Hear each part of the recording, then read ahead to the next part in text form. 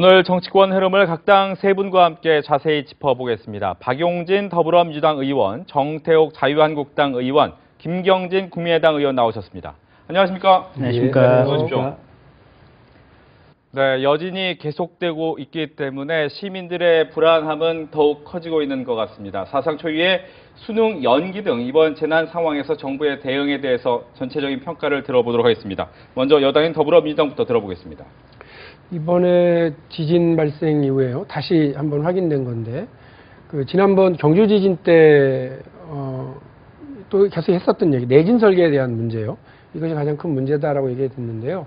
특히나 초등학교에 대한 내진 설계가 전혀 안 된 채로 곳곳에 아직도 낡은 학교 건물들이 있거든요. 서울에만 하더라도 상당히 많은 학교 건물이, 한 30% 넘는 학교 건물이 40년 이상 된 이런 건물들이 있다. 40년 전, 또 심지어는 50년 된 건물도 있어요.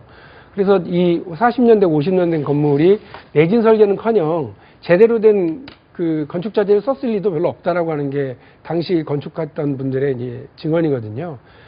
사천성 대지진 때 가장 많은 피해를 봤던 것이 그 지진이 왔던 시간에 학교가 열려 있었어요.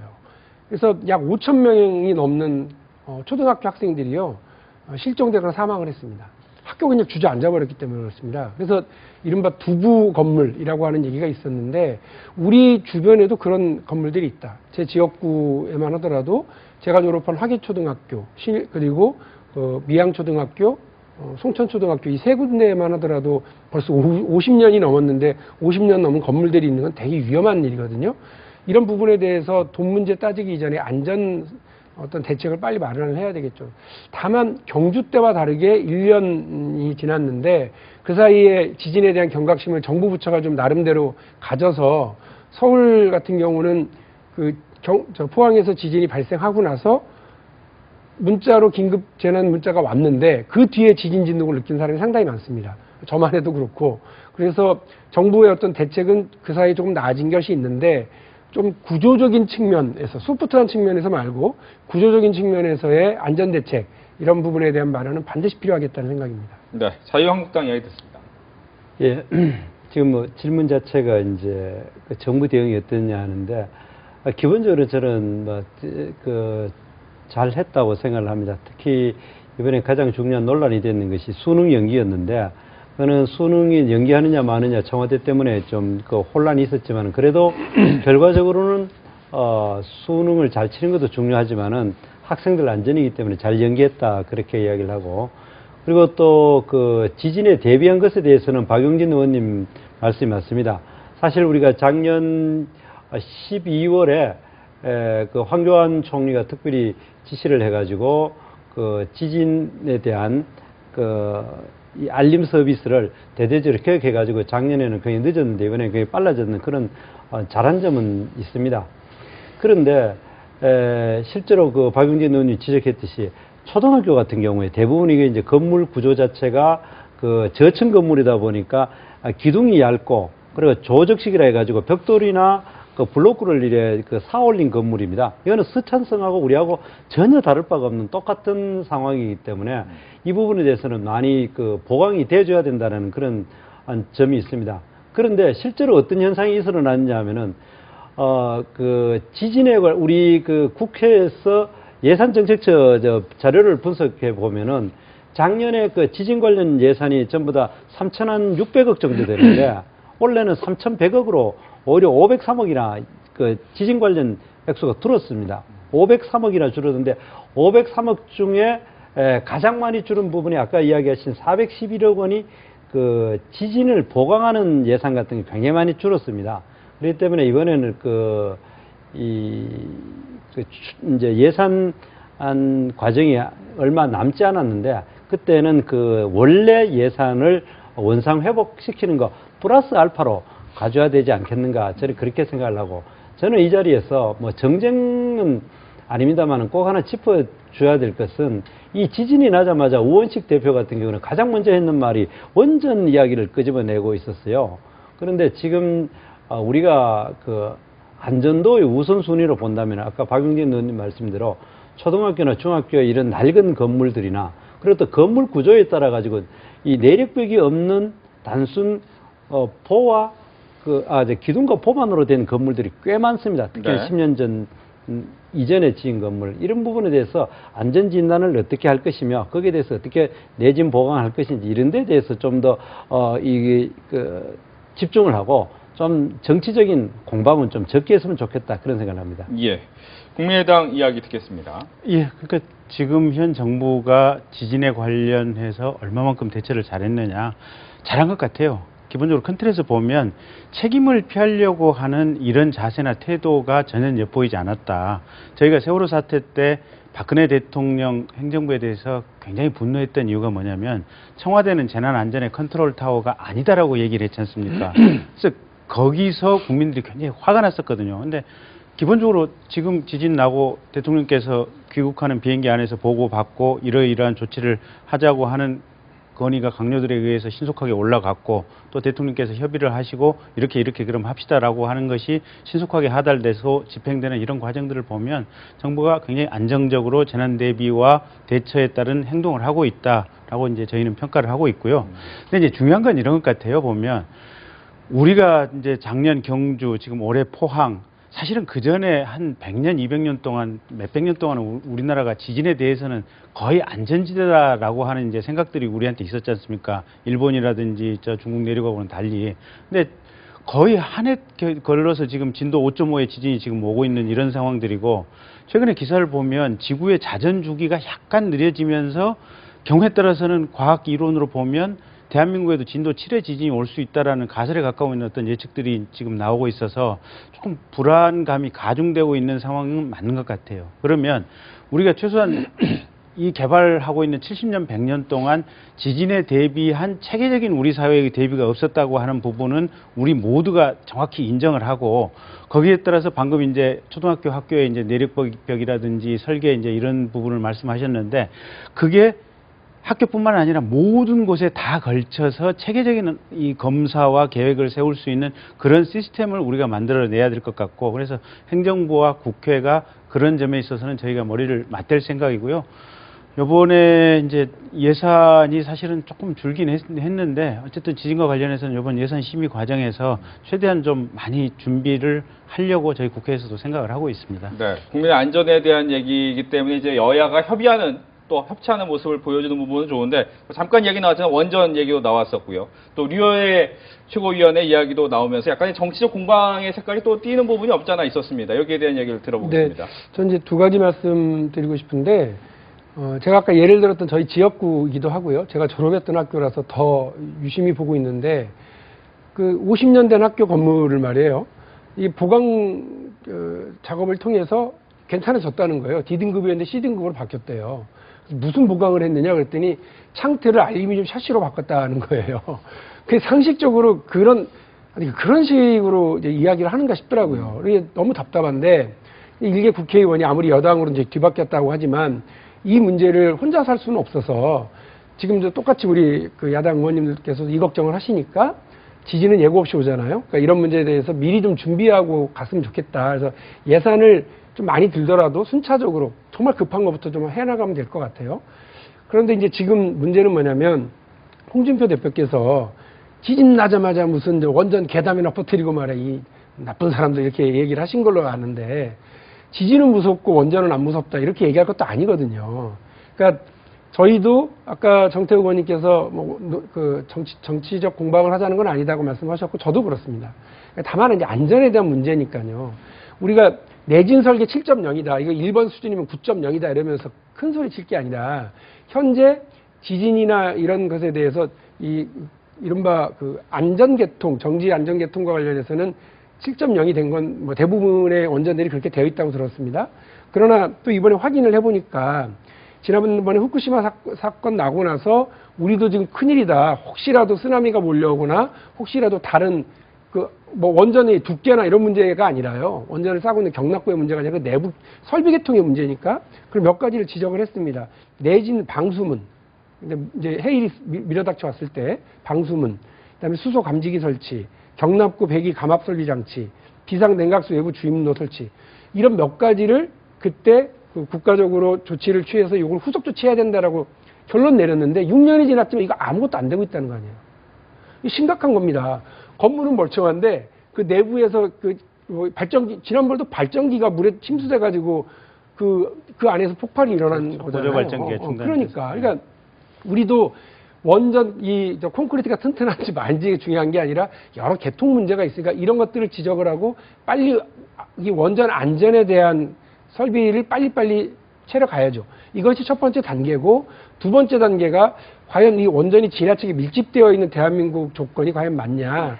원전은 차츰 줄여나가고 이것에 대한 대안에너지를 좀 만들어 나가자라고 하는 것은 국가적으로 서로 협의를 하고 머리를 맞대 나가야 될 측면이라고 봐요. 근데 이거를 독일 같은 경우 30년 계획을 가지고서 했고요. 대한민국은 이제 60년 계획을 가지고 하자는 거거든요. 그러니까 저는 이거는 뭐 하루아침에 뚝딱 하자는 것도 아니고 무슨 일방적 방향을 가지고 몰아가자는 것도 아닙니다.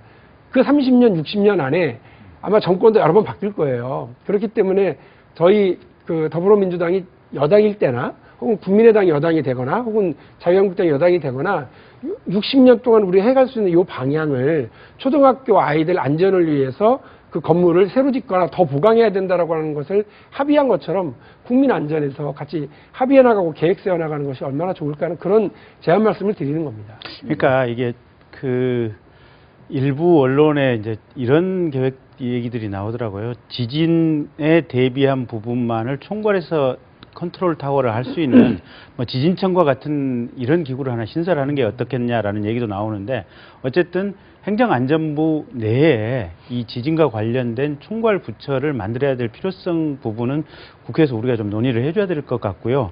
이제 사실은 원전 같은 경우는 저도 이제 제가 속해 있는 과학상임위가 이제 원자력 안전 부분을 담당하고 있어서 그쪽 실무자분들 얘기를 들어보면 조금만 이상 징후가 있으면 정지 스위치를 누르면 대부분 그냥 곧바로 정지를 하게 되기 때문에 큰 어떤 국민들께서 우려하거나 걱정하실 부분은 없다고는 그래요. 근데 이제 우리의 생각과 이 가능한 위험성을 모두 예측해서 안전에 관한 대비책을 만들어냈지만 사실은 그걸 뛰어넘는 비욘드 리스크가 생길 수가 있거든요. 이제 그런 부분 때문에 사실은 걱정이 되는 건데 그래서 정말로 좀 더 세밀하고 좀 더 다양하게 우리가 좀 들여다볼 수 있는 한층 더 심화된 지진 대책을 분명히 만들어야 될 시점은 온 것 같습니다. 네, 자유한국당 얘기하실 거 있습니까? 전체적으로 박용진 의원님이 아주 원론적으로 잘 이야기하셨고 또 의원님 이야기하셨듯이 컨트롤 타워도 필요하다 그렇게 생각을 합니다. 그렇게 되는데 이제 원전이 아까 우리 박용진 의원님이 30년, 60년 동안 미래를 내다보자 했는데 지금 현재 속도만으로 이야기하면은 우리 1년에 그 창틀 바꾸는 것도 내진 시설을 했다고 하는지는 모르지만은 그렇게 해가지고 1년에 우리나라 24,000개 초등학교 중에 1년에 134개씩 하거든요. 그러면은 그게 181년 걸립니다.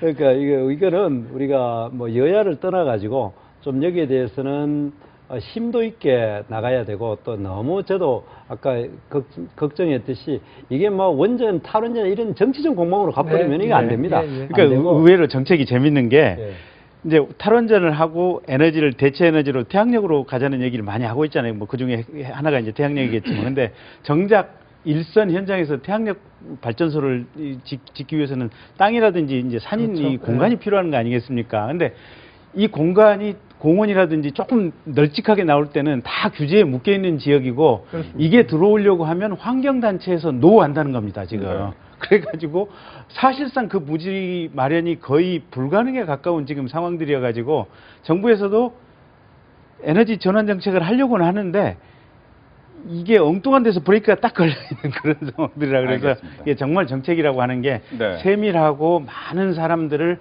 다 설득할 수 있는 역량을 가지고 노력해야겠다라는 생각이 자꾸 듭니다. 예. 아까 잠깐 제가 언급은 했지만 뉴여의 자유한국당 최고위원의 발언 때문에 이제 민주당에서는 사퇴 얘기하고 있어요. 예, 그런데 네. 저는 정치적으로 그걸 사퇴하라 말하라 지금 그렇게 하면 이제 우리 부대변인 한 분이 그렇게 얘기를 하신 걸로 네. 알고 있는데요. 그래서 어쨌든 제1야당의 지도부신데 말실수가 있었던 거는 같고요. 그 부분을 가지고 사퇴하라 공방으로 또 끌고 가버리면 포항 시민들한테 저는 낯을 들 수가 없을 거라고 봐요. 정치권이 오랜만에 여야 없이 포항 지진과 관련해서 같이 대책을 마련하자고 하고 또 한달음에 다들 저희 피해 현장을 가지 않았습니까? 그걸 보고 포항의 시민들이 이런저런 대책을 내놔라고 할 때 너 여당이냐 야당이냐 물어보고 이제 말씀하는 게 아니라 나란 일을 같이 고민하는 국회의원들, 이거 정치 집단이니까 그걸 얘기하셨을 거예요. 그걸 가지고서 더 뭐 싸움을 벌이거나 확전시키고 이러지 않아야 된다고 저는 생각합니다. 네, 국민의당 얘기 듣고 자유한국당 얘기 듣겠습니다. 그러니까 네, 박용진 의원 방금 말씀하신 대로요. 그냥 약간 씁쓸한 해프닝 정도의 그냥 언어로 받아들이고 넘어가면 될 것 같습니다. 크게 이 문제에 대해서 우리 사회가 집중할 필요도 없고 집중할 만한 사안도 아닌 것 같습니다. 알겠습니다. 자유한국당 끝으로 얘기를 해주십시오. 아까 박윤진 의원님이 잘 이야기하신 것 같아요. 말 실수는 것 같습니다. 알겠습니다. 아무래도 이제 지진이라는 워낙 커다란 일이 있기 때문에 여야가 오랜만에 힘을 합치는 모습을 좀 보여주고 있었는데 다음 이슈로 좀 넘어가 보겠습니다. 이번 주말 날씨만 흐리며 차가운 정치권에 몰아친 검찰발 사정 한파를 짚어볼 텐데 관련 영상 먼저 보시고 오겠습니다.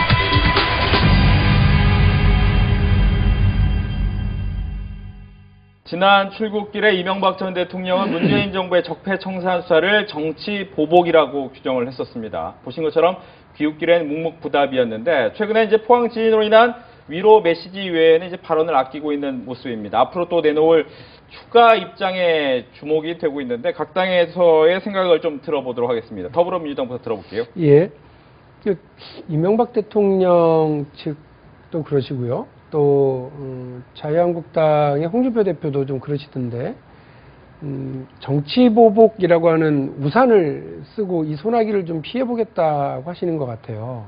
그런데 정치보복 이전에 그 위법 사실, 범죄 사실이 분명하면 그 부분에 대해서는 어쨌든 검찰이 그거 하라고 있는 거 아닙니까? 그러니까 수사하고 죄가 드러나면 처벌하고 이런 자연스러운 순서로 가야 되는 거죠. 근데 만일에 죄가 없는데 죄를 만들어서 공작을 하고 또 죄가 없는데 사람을 괴롭히고 이렇게 하나 방식으로 가게 되면 그거야말로 큰 문제이겠지만 지금 차츰차츰 하나하나 드러나고 있는 그 범죄 혐의들과 관련해서는 검찰이 알고 있는데 그걸 처벌하지 않는다? 알고 있으면서 그냥 정치적인 논쟁 때문에 무마하고 간다? 그거야말로 그 공작 정치고 그거야말로 적폐죠. 검찰이 뭔데 그거를 하느냐 마느냐 판단을 합니까? 그러니까 저는 그 범죄 혐의와 관련된 거지 누구를 겨냥한 수사라고 하는 건 존재해서는 안 된다라고 이렇게 보고요. 그래서 그 이 수사의 본질적인 측면을 좀 보고 있어야 될 것이고 만일에 죄가 되지 않는다라고 그런다면 그 부분에 대해서 적극적으로 해명하고 방어할 문제지 그거를 그 정치보복이다 이렇게 해서 그 어떤 여야 간의 정쟁을 끌어들여 가지고 그 범죄에 대한 수사를 못하게 한다 그러면 그게 더 큰 문제라고 봅니다. 예를 들어 그 원유철 의원과 관련해서도 아까 말씀했었던 유해의 최고위원 같은 경우는 뭐 겁난다, 자고 일어나면 동지가 한 명씩 사라진다 이러면서 원유철 의원 건을 들었는데 원유철 의원 건은 정권 바뀌고 한 게 아니라 1년도 더 전에부터 차츰차츰 검찰이 수사망을 좁혀왔다는 거 아닙니까? 그런 문제까지 다 끌어서 이거 정치보복이다라고 얘기하는 건 제1야당 지도부답지 않은 이제 상황에 대한 규정이죠. 그러니까 정치보복의 우산을 너무 자주, 너무 함부로 이렇게 펼쳐드는 것은 국민들의 공감을 얻기 쉽지 않겠다 이런 생각입니다. 네, 자유한국당이 듣겠습니다. 예, 우리가 이제 적폐청산이라는 것부터 우리가 한번 다시 생각을 해봐야 된다고 생각합니다. 우리나라는 한 60년 동안 굉장히 짧은 시간에 압축적으로 이래 성장을 해왔습니다. 정치적으로, 경제적으로, 사회적으로 이래 하다 보니까 과거에는 관행적으로 용인되었던 사실, 또 때로는 그것이 그때 당시로는 시대적인 상황에서 필요했던 것들이 시대적인 상황이 바뀌니까 그것이 이제 국민들의 눈높이도 달라졌고 시대적인 상황이 바뀌다 보니까 그것이 문제가 되는, 그러니까 오래된 누적되었는 폐단, 이걸 우리가 적폐라고 이야기를 합니다. 그렇다면 그 적폐를 해소하는 방법들은 그 원인은 어디에 있는가? 객관적인 실태는 어떠한가? 그리고 또 그거를 살펴봤을 때 그거를 개선할 수 있는 제도적인 틀은 무엇인가? 그리고 또 거기에 대해서는 심도 있는 실태 조사를 어느 한 그 검찰이 아니라 정말 여야가 공히 객관적으로 조사를 해볼 필요가 있습니다. 그런데 지금 이 정부에서는 아무리 정치 보복이 아니라고 하더라도 그러한 실태 조사나 왜 그렇게 있었는지 이런 조사가 선행되지 않는 상태에서 오로지 검찰을 동원해가지고 구속 수사하는 것이 오로지 목적인 것처럼 되는데 그 구속 수사도 누구를 향했느냐 하면은 바로 전 정부 사람들, 뭐 이 정부 사람들 입장에서는 별로 마음에 들지 않는 사람들이겠죠. 그리고 또 똑같은 행위에 대해서도 그죠? 이 전 정부에 관계된 사람들에 대해서는 적극적인 처벌의 의지를 가지고 있고 자기들이 소속된 사람들에 대해서는 그렇지 않는 모습을 보이고 있습니다. 그래 됐을 때는 이것이 정치 보복이 아니냐 이렇게 이야기를 합니다. 너무 객관적으로는 제3자가 봤을 때는 정치 보복적인 요소가 굉장히 있는데 이거를 정치 보복이 아니고 적폐청산이다 이렇게 이야기하는 거는 잘못됐다고 생각합니다. 정말 진심으로 우리 사회에 누적된 폐단을 고치려면 실태 조사를 제대로 하고 원인이 무엇인가를 가리고 제도적인 개선을 하고 그럼에도 불구하고 도저히 용납될 수 없는 그러한 범죄에 대해서는 그 드러난 범죄를 하는 게 맞다고 생각합니다. 그런데 지금 이제 현 정부 여당에서는 특히 이명박 대통령이나 또 전 정부 사람들에 대해서 한마디로 구속 수사를 그렇게 요구를 하는 거는 그렇게 바람직하지 않다 이렇게 생각합니다. 예, 국민의당 얘기 듣습니다. 그러니까 적폐 중에는 적폐라고 하는 단어 중에 여러 가지 의미가 있을 거예요. 그러니까 구체적인 범죄를 저지른 부분에 대한 특정인에 대한 수사가 있을 것이고 잘못된 제도나 관행을 고쳐나가는 부분들이 있을 것이고 여러 가지 형태들이 있을 것인데 어쨌든 이건 어느 정권이든 어느 시점이든 가리지 않고 우리가 올바른 것을 위해서 개선해 나가고 고쳐야 된다고 하는 것은 전혀 이견이 없을 거예요. 근데 이제 문제는 뭐냐면 왜 자유한국당 같은 얘기가 나오냐면 정권이 바뀌고 나니까 검찰이 그전에는 전혀 안 하던 수사가 갑자기 수사선상에 올라가고 사람이 하나둘씩 사라지기 시작하고 유해 최고위원 말처럼 지금 그런 상황이 된단 말이에요. 근데 거꾸로 이게 가령 지금 노무현 대통령이 정권을 잃고 이명박 대통령이 들어왔을 때는 결국은 검찰 수사로 인해서 노무현 대통령께서 자살에까지 가지 않았습니까? 그리고 지금 박근혜 대통령이 권력을 잃고 문재인 대통령이 들어오고 나니까 다시 보수 세력에 대한 지금 이게 사정이 들어오고 있는 거거든요. 이건 사실은 정권의 문제일 수도 있고 우리 사회의 정치 문화가 저급해서일 수도 있고 또 한 가지는 이 사정 수사를 담당하고 있는 검찰이 사실은 제대로 제자리를 못 잡고 어느 정권이 가든 그러니까 좌측 정부군 우측 정부군 간에 검찰은 매번 그 정권에 끌려다니다 보니까 지금 이런 사태가 생기고 수사를 하게 되면 정치 보복 입네라고 국민들이 생각을 하는 이런 경향이 있는 것 같아요. 그래서 이 부분은 기본적으로 검찰 수사와 관련해 가지고는 사실은 정치권이 말을 아껴야 된다. 그리고 상시 꾸준히 정말 조용하게 계속해서 진행돼야 한다. 묵묵하게 진행돼야 된다. 그다음에 세 번째는 검찰이 제발 줏대 좀 가지고 제대로 해야 된다. 그런 얘기를 하고 싶고요. 그래서 부연해서 말씀드리면 우리 정치권 있잖아요. 각 정당에서는 특정 사건에 대해서는 우리가 왈가왈부를 안 했으면 좋겠어요. 그 사건은 검찰이 단초를 가지고 증거를 확보해서 혐의가 있으면 수사해서 처벌을 하면 돼요, 보면. 네. 근데 여당에서 가령 특정 사건과 그 관련자들을 언급하면서 거기에 따라서 검찰이 화답하도록 수사를 하면 그 수사를 받는 입장에서 보면 권력이 바뀌니까 이렇네라는 느낌을 받을 수밖에 없거든요. 그래서 저는 최대한 집권 여당에서 개별 사건에 대한 언급에 대해서는 자제를 하셔야 되고 전체적으로 이러이러한 점에 있어서 과거의 제도에 문제가 있었으니 이 부분을 좀 고쳐봅시다 라는 식으로 제도 개선에 한정된 부분을 정치권에서는 얘기하고 끝내야 되고 검찰은 정말로 증거 같은 행태 보이지 말고 꾸준하게 개별적인 사건 비리에 대해서 정말 조용히 묵묵히 수사를 하는 것, 이 두 가지 트랙이 같이 가면 이 사정수사에 대해서도 국민들이 신뢰를 하게 될 것이고 이게 정치 보복 입네 안 입네 하는 얘기도 없어지지 않을까 싶습니다. 제가 지금 그 두 분 의원님 말씀을 들으면서 제 생각하고 비슷한 부분들이 있어서요. 저는 이 상황에서 가장 걱정이 되는 건 말이죠. 뭐 국회의원 몇 명이 붙잡혀가고 청와대 이제 전 수석이죠. 전명원 전 수석이 이제 내일 뭐 피의자 신분으로 소환된다고 하고 뭐 이런 과정이 아니라 정치권을 향한 사정 칼날이 문제가 아니라 지금 이러다 보니까요. 검찰만 대한민국에서 제일 깨끗한 존재예요. 근데 여러분 생각해 보세요. 몇 년, 2년 전, 1년 전만 하더라도 이 스폰서 검사, 무슨 저기 뭐 벤츠 검사, 그 다음에 친구한테 돈 받아서 내연녀 전세자금 해줬던 부장 검사, 이런 등등의 사건들이 계속 줄을 이어왔단 말이에요. 그러면서 검찰이 뭐 뼈를 깎는 개혁을 하겠다, 혁신을 하겠다 그러는데 그 뼈는 다 깎았는지 어땠는지 모르지만 아직도 지금 이래요. 근데 지금 과연 검찰이 대한민국의 곳곳에 칼날을 들이대면서 니네 깨끗하냐 안 하냐를 들이댈 만한 존재냐? 아니거든요. 어떻게 보면 홍준표 대표가 얘기한 것처럼 이건 망나니 칼춤으로라도 느낄 수도 있을 만큼의 상황입니다. 그런데 답답한 건 뭐냐면, 제가 답답한 건 이 검찰 개혁이라고 하는 해묵은 과제 있잖아요. 이거를 좀 실행해 보자라고 얘기를 하면 그 야당에서, 특히 자유한국당에서 거기에 대해서는 또 절레절레 고개를 젓습니다.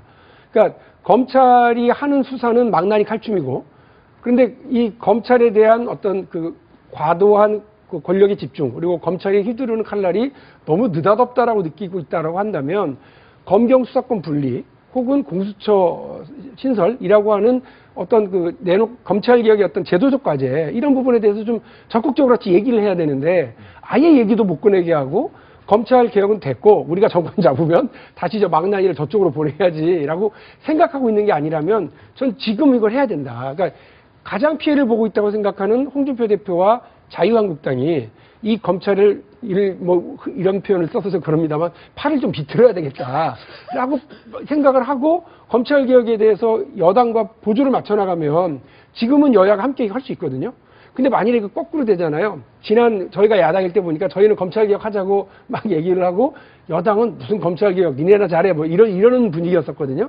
근데 지금은 여당인 저희 더불어민주당과 문재인 대통령이 검찰 개혁의 방향을 확고하게 지금 이야기하고 있고 이미 한번 당해봤던 경험이 있기 때문에 그렇거든요. 근데 지금 홍준표 대표와 자유한국당이 이거 우리가 지금 당하고 있는데? 라고 하는 느낌이 드신다고 한다면 이 구조적 개혁, 제도적 개혁으로 좀 같이 갔으면 하는 바람이에요. 네. 예, 검찰 개혁 문제는 이게 논외로 하고 그렇게 하면 본질이 많이 흐려지고요.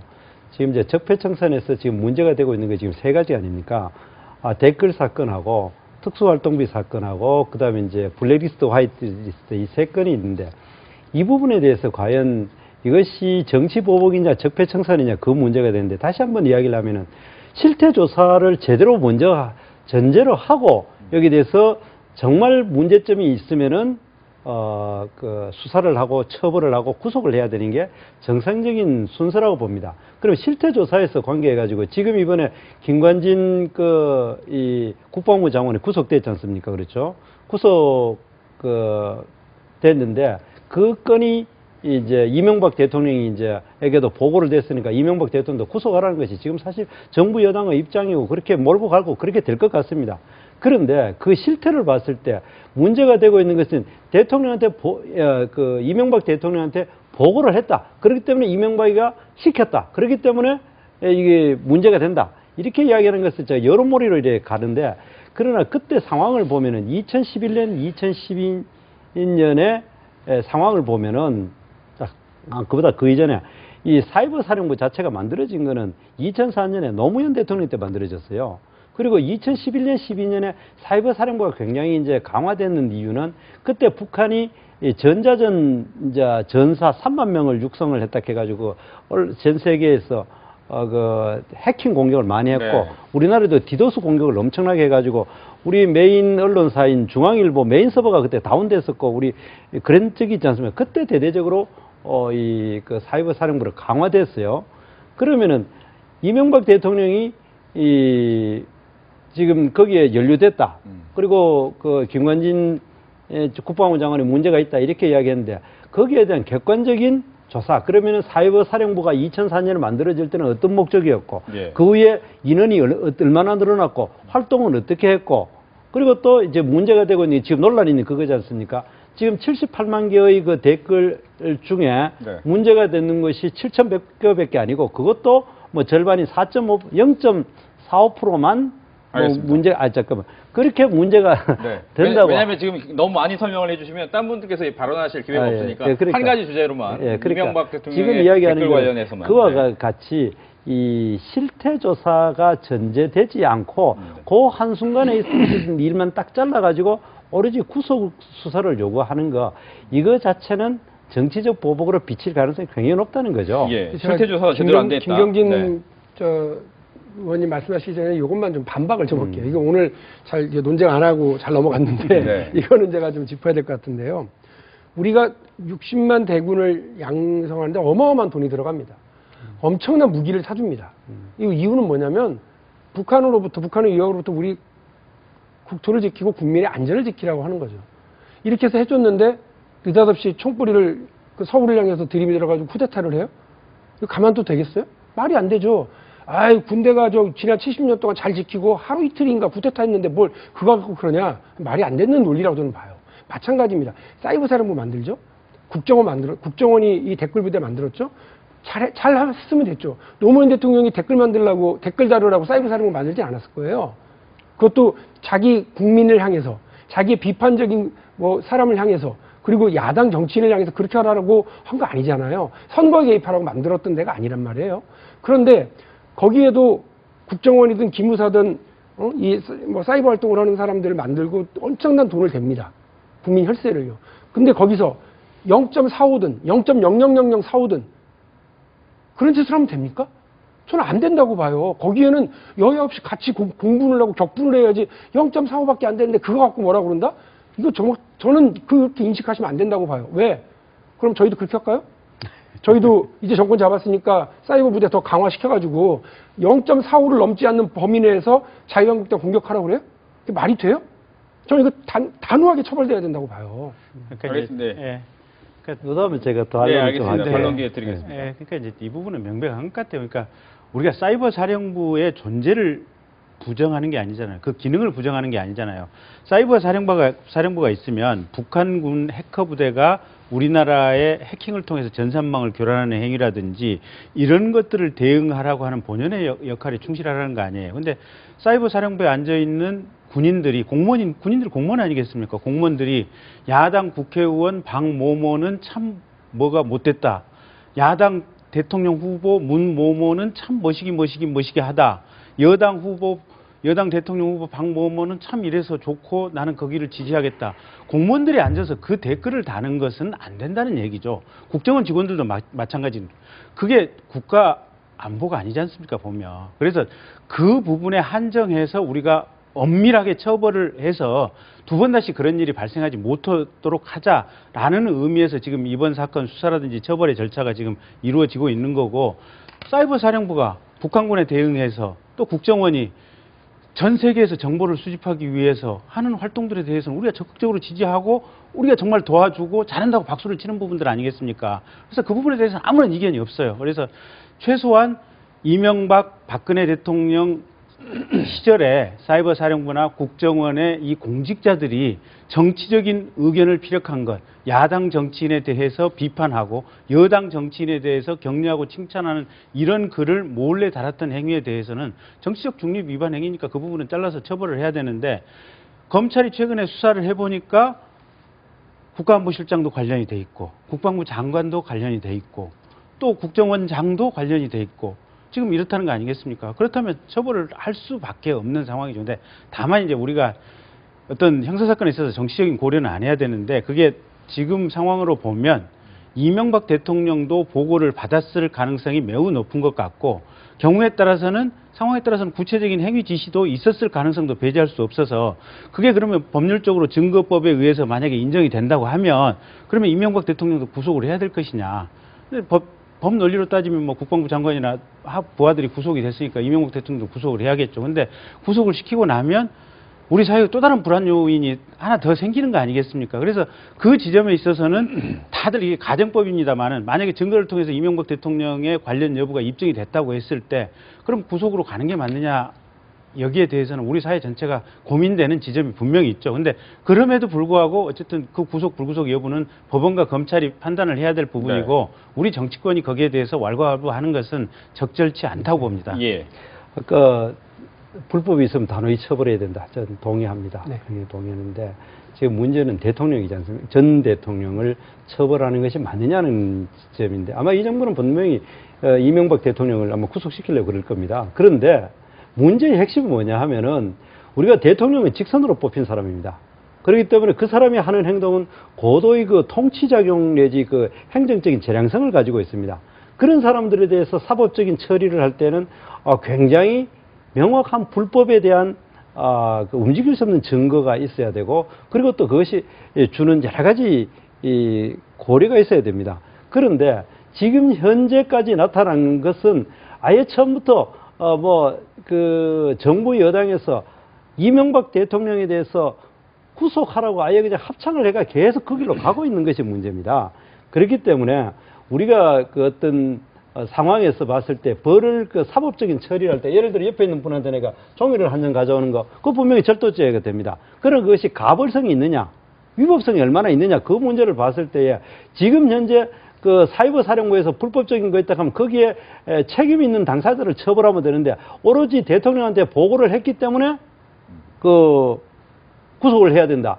그런 대통령한테 보고를 하는 내용이 뭐냐는 것도 아직 안 났지 않습니까? 그것이 사이버 사령부에 인원을 디도스가 왔기 때문에 그리고 북한이 굉장히 이제 전자정부에 대해서 강화돼서 우리도 대응한다는 그런 식으로 보고가 됐는 건지 아니면은 구체적으로 구체적으로 이번에 문제가 되고 있는 그 댓글을 대통령이 지시를 했는 것이 문제가 되는 건지 이런 부분에 대해서 객관적인 게 증명되지 않고 오로지 구속수사하고 보고를 했으니까 전직 대통령을 구속하라? 그래야 되면은 굉장히 문제가 많다는 겁니다. 내가 딴 이야기 하지 말고 정말 우리가 정치인으로서 저는 정말 불행한 사건이 문재인 대통령, 그 노무현 대통령께서 불행하게 돌아가신 것이 우리나라 정치사에 굉장히 불행이었습니다.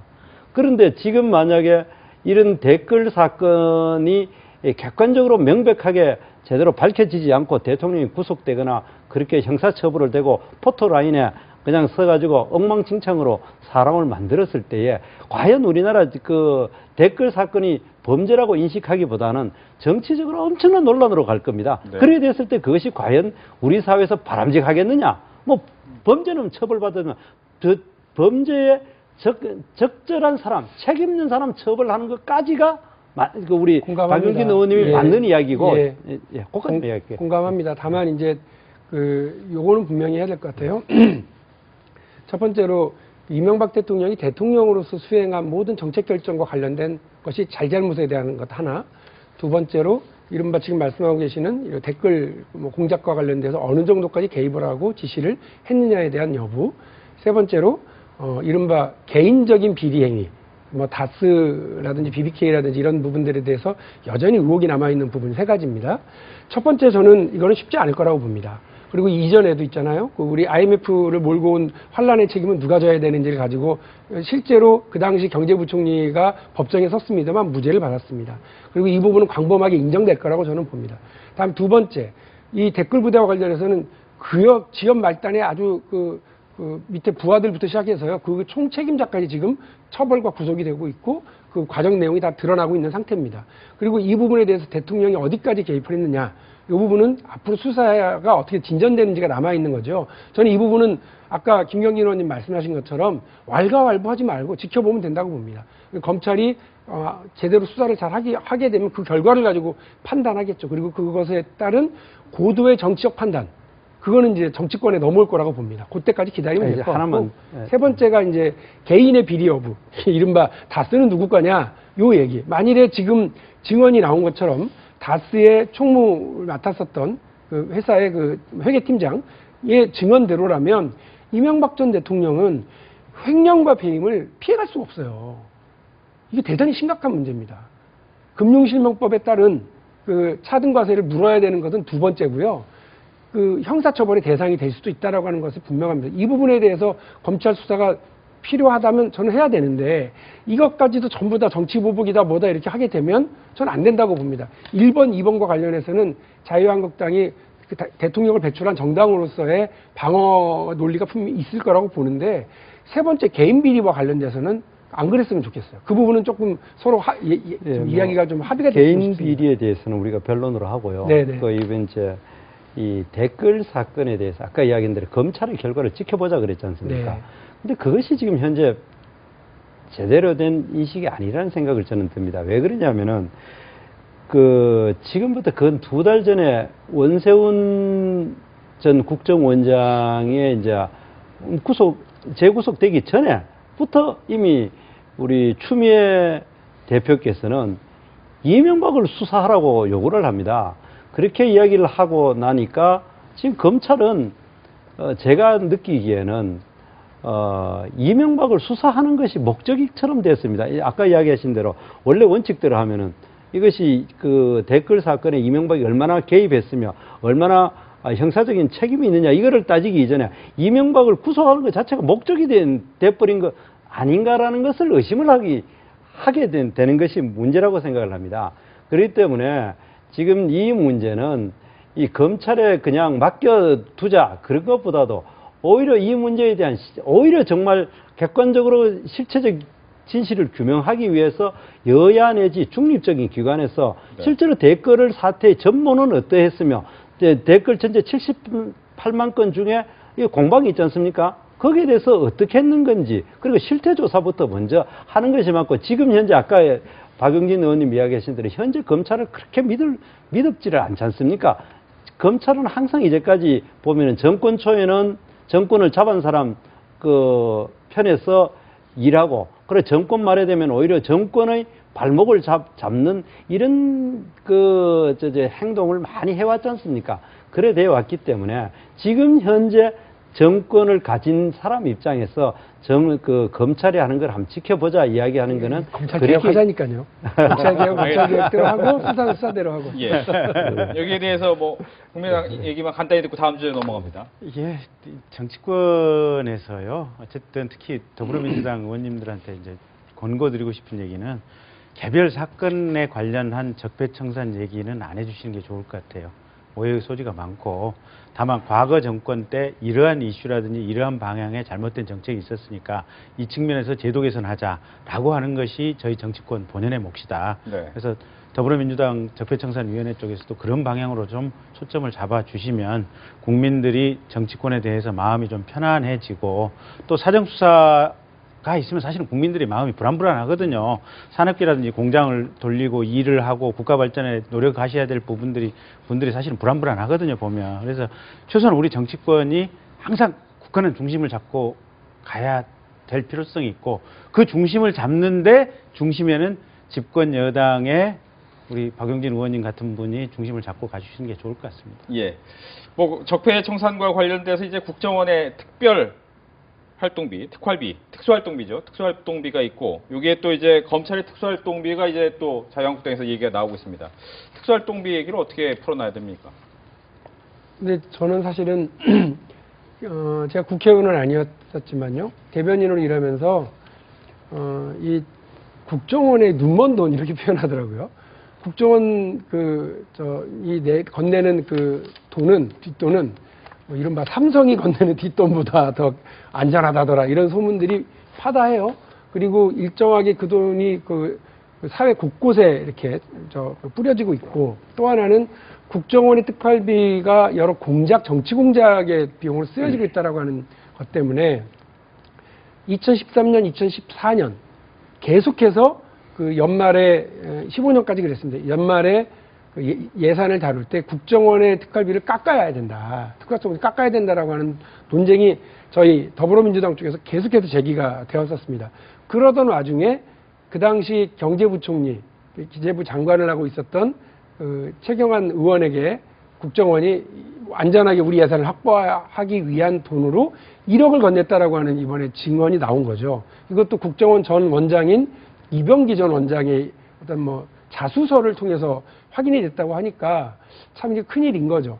근데 이 문제를 풀어나가는 데 있어서 저는 국정원 보고 아까 말씀드린 것처럼 국정원이 안보를 위해서 돈 쓰라고 준 돈이 그것도 4천 몇백억을 주지 않습니까?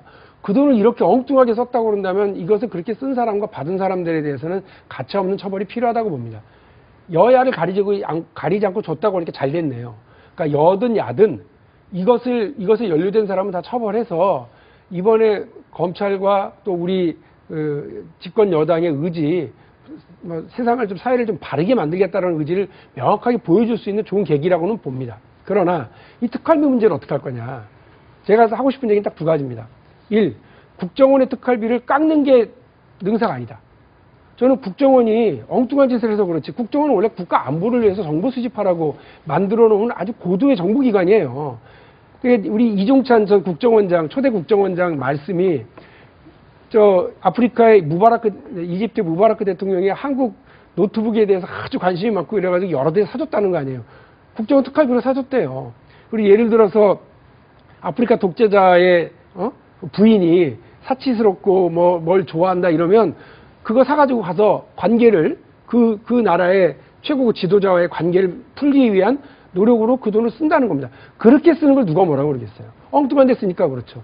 저는 이번 기회에 국정원 특활비를 다 까고 다 깎아버리고 삭감해버리자. 이게 능사가 아니다. 그건 오히려 대한민국 정보기관의 능력을 축소시키는 걸로 나타날 테니까 오히려 국정원이라고 하는 기관이 국민적으로 정치적으로 신뢰받을 수 있는 기관을 거듭나도록 해주고 거기에서 제대로 그 돈을 쓸 수 있게 해준다면 한때 우리나라 국정원은 그 이른바 중풍을 맞아서 쓰러졌었던 김정일 위원장이 이제 칫솔질을 하게 됐다라고 하는 것까지 파악을 했었던 정보기관 아닙니까? 근데 지금 깜깜해요. 북에서 무슨 일이 벌어졌는지 아무도 몰라요. 그런데 제대로 할 수 있도록 국정원을 그 정치로부터 독립화시키고 객관화시켜서 키워주자라고 하는 생각이 첫 번째고요. 두 번째로는 특활비에 대해서 좀 제대로 보고받을 수 있는 준비가 됐으면 좋겠어요. 우리 국정원을 감시하는 국회 기관이 정보위원회인데 정보위원회가 이른바 겸임상임입니다. 저는 정무위예요. 정무위 하다가 그것도 하는 겁니다. 그러니까 그쪽에 전문성이 많이 없고요. 시간도 할애를 별로 안 하게 됩니다. 그렇게 되면 아무래도 국정원에 대한 어떤 감시와 예산에 대한 충분한 이해 이런 것들이 떨어질 수밖에 없으니까 이 정보위원회를 상설위원회, 상임위원회로 바뀌는 문제가 2014년 연말에 여야 간에 합의가 됐었거든요.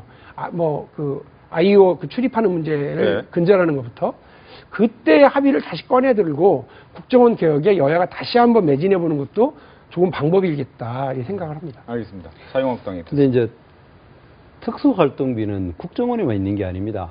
우리 국회도 한 80억 가지고 있습니다. 있죠, 예. 그리고 또 이번에 문제가 되는 것이 검찰청도 수백억을 가지고 있습니다. 그래야 되는데 문제를 국정원의 특활비와 문제를 삼는 거 그 자체가 문제라는 겁니다.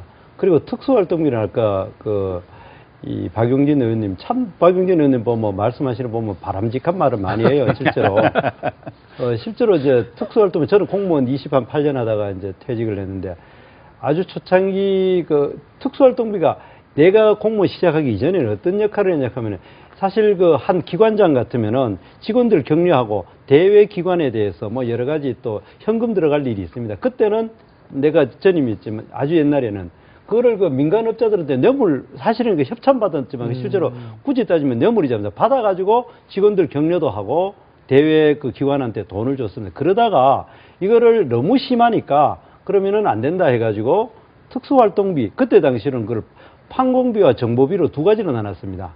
그래야 되는 거를 판공비, 정보비는 지금까지 특발비하고 되는 거 한 절반 정도 되는데 이게 너무 문제가 되니까 그 후에 다시 바꿔가 지금은 업무추진비와 특활비로 이래 나눴어요. 업무추진비가 그냥 90% 되고 이제 특활비는 아주 지금 조금 국가 전체적으로 보면 줄여 나왔었는데 그리고 이것은 어느 한 기관만 국정원만 가지고 있는 게 아니라 국회도 가지고 있고 법원도 가지고 있고 정부 각 기관마다 다 가지고 있습니다. 그리고 그 문제는 용도에 따라가 다양한 형태로 쓰이고 있습니다. 아까 말대로 정말 뇌물 용도로 쓰인 경우도 있고 정말 국가 안보를 위해서 쓰인 경우도 있고 또 한 기관이 직원들을 위해서 격려를 쓸 수도 있고 대외기관은 원활하게 쓰인 여러 가지 사태가 있기 때문에 이 문제를 제대로 개선하기 위해서는 실태조사가 정말 잘 이루어져야 됩니다. 그런데도 불구하고 이 정부는 오로지 국정원이 박근혜 정부한테 줬는 거 그것만 딱 문제를 삼아가지고 하니까 이게 사람들이 정치보복이라 생각합니다. 그러면 똑같이 특활비를 좀 줬다면은 검찰청이 자기의 지도감독 부서인 법무부에다가 107억 준 거는 왜 수사를 하지 않습니까? 이 정부 내에서 들어가 있어도 이 정부 들어와가지고 줬는 게 107억이라고. 그리고 똑같이 우리 국회 같은 경우도 국회의장이 여야 의원들에게 격려비를 줬을 가능성이 있어요. 그러면 그거는 왜 수사를 안 합니까? 그래야 되면은 이 문제를 제가 이야기하는 건 수사하라는 것이 아니라 특활비라 하는 그 나름대로 의미가 있었고 과거에는 정말 그 나름대로 또 장점도 있었고 그러니까 시대 상황이 바뀌었으니까 여기에서는 여야가 공동으로 생각하는 제대로 된 실태 조사가 전제돼 주고 난 다음에 이걸 돼야지 딱 박근혜 정부 때 3명의 국정원 사람 딱 문제를 이제 잡아가지고 거기에 대해서 오로지 그 문제는 특활비를 받은 사람들은 오로지 나쁜 사람이다. 이렇게 지금 가져가는 거는 바람직하지 않고 제 이야기는 네.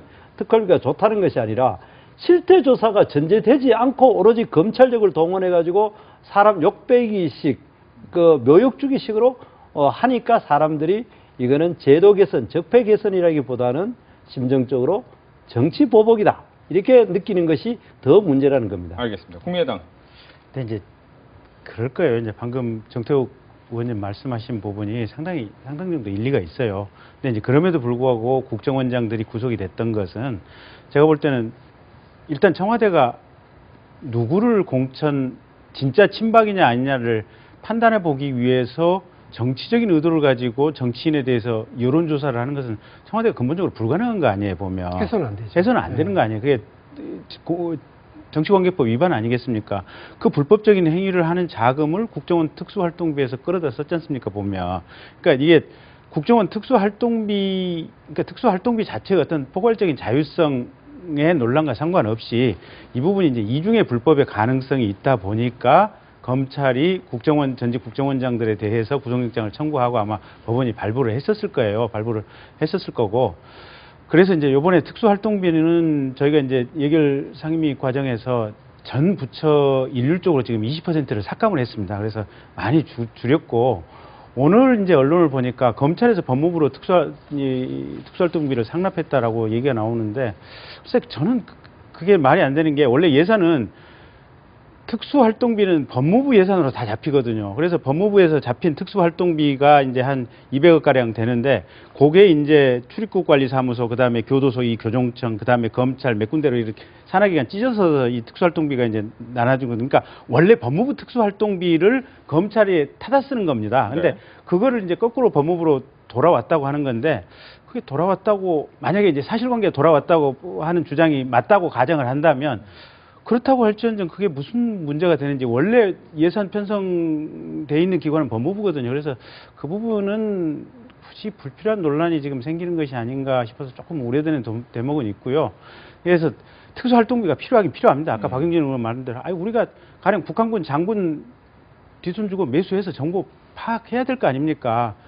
필요하긴 필요한데, 이제 그게 남용이 되고 국정원 같은 경우 특히 아무도 들여다볼 수 없는 이 구조적인 문제점, 그 다음에 일반 기관에서 그냥 마구잡이로 써버리고, 심지어는 지난번에 홍준표 대표님 말씀처럼 뭐 생활비라고 사모님 갖다 드렸다고 하는 이런 발언을 편히 할 정도로 공무원들 중에는 이렇게 이 돈을 자기 급여의 일부라고 착각하는 공직자들이 있어서 문제였는데, 네. 어쨌든 저희 국회에서 요건 정태욱 의원님 말씀대로 좀 더 좀 실태 조사를 좀 냉정하게 하고 예산 편성 과정 또 결산하는 과정에서 저희들은 좀 세부적으로 들여다봐야겠습니다. 예, 시간이 다 됐기 때문에 질문 한 가지씩 답을 짧게 듣고 끝내도록 하겠습니다. 전병헌 전 청와대 정무석 이제 사퇴를 했지요. 뭐 인사 문제나 예산 문제 등 여러 가지 문제가 좀 많이 남아 있는 상황에서 청와대가 해야 할 일이 좀 더 많아질 것 같습니다. 여기에 대해서 뭐 각 당의 입장까지로 듣고 오늘의 토론을 마쳐야 될 것 같습니다. 더불어민주당부터 듣겠습니다. 일단 뭐 정권 출범 6개월 만에 청와대 주요 그 공직자가 정무수석이 본인이 연루된 것으로 이제 보이는 문제로 인해서 사퇴를 하게 된 것에 대해서 국민 여러분들께 송구하게 생각을 합니다. 본인이 그 끝까지 무고를 주장을 했어요. 그리고 저도 역시 개인적으로 당 대변인을 하면서 전병헌 당시 원내대표와 같이 일도 해봤고요. 또 전병헌 수석에 대해서 제대로 아는 사람 중에 한 명일 겁니다. 그런데 본인이 저렇게까지 억울해하고 아니라고 얘기를 한다면 저는 사실은 전병헌 수석의 주장을 믿고 싶습니다. 그럼에도 불구하고 공개적으로 아마 그 수석질에서 물러나셔야 되겠다라고 얘기한 유일한 사람 중에 하나인 것 같은데 본인이 어떤 이 정부와 대통령한테 어떤 누를 끼치지 않겠다라고 하는 것이 분명했기 때문에 그런 것 같습니다. 그래서 본인도 조금 자유로운 입장에서 이 문제에서 본인의 결백을 좀 밝혀주시기를 기대를 하고요. 이제 신임 정무수석을 어떤 사람으로 앉히느냐에 대한 문제, 그리고 아직 끝나지 않은 그 홍종학 후보자의 장관직 임명과 관련된 문제 등등이 좀 남아있기는 합니다만, 네.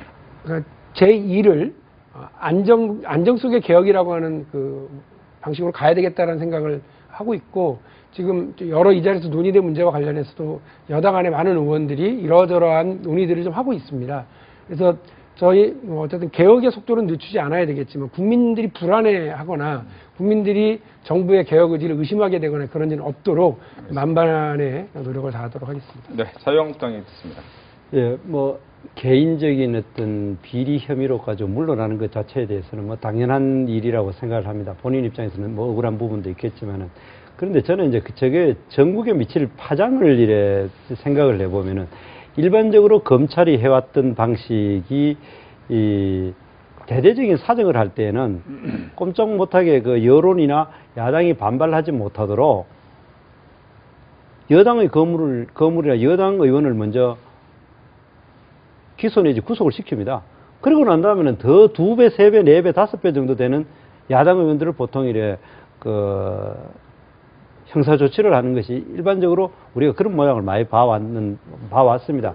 그래서 전병헌 수석의 구속이 개인적인 비리로 뭐 구속으로 끝나지 않고, 저것이 보나마나 또 엄청난 사정 정국으로 갈 거라 저는 그렇게 생각합니다. 그건 굉장히 우려스럽고, 뭐 사정 정국 아까 박용진 의원님 바른 말 했지 않습니까? 비리 있는 의원 야당이라고 해서 면죄부 줄 거 아닙니다. 해야 되죠. 그러나 이 정부가 해야 될 일도 참 많은데, 저렇게 적폐청산으로 온 나라를 들쑤시 놓고 또 이제 사정정국을 가지고 정치권을 다 또 들쑤시 놔가지고 과연 이 나라를 위해서 무슨 도움이 되겠는가.